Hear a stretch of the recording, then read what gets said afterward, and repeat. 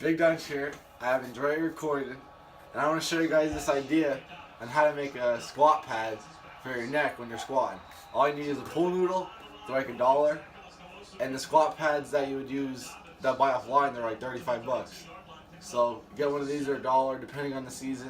If they even have them, I'm sure you can order them offline for $1. But anyway, you want one of these and a knife. So you want to put it on your neck to see where your grip is for your squat. I have it right here.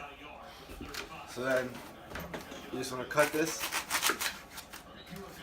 and then cut this. Alright, so now you have this. So now, anywhere, you just cut down.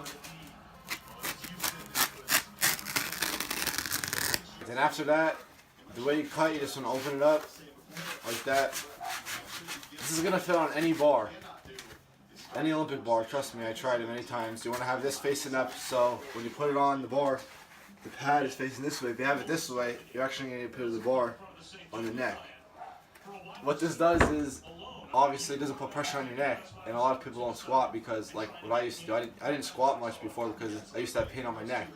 You put one of these on, only $1 compared to the $35 ones, you actually get a lot more weight. My squat went up about 50, 60 pounds when I used one of these. And so don't worry about what people are saying because you're going to be squatting a lot more. So it's very easy. And then if you want, with these, you just cut these in half. And then do the same thing we did with that. And then you could use these actually as a grip thing for a dumbbell for your forearms. Actually, do the same with this. So if you like the video, make sure to leave a like, and if you do want more, make sure to subscribe, guys. I'm out. Peace.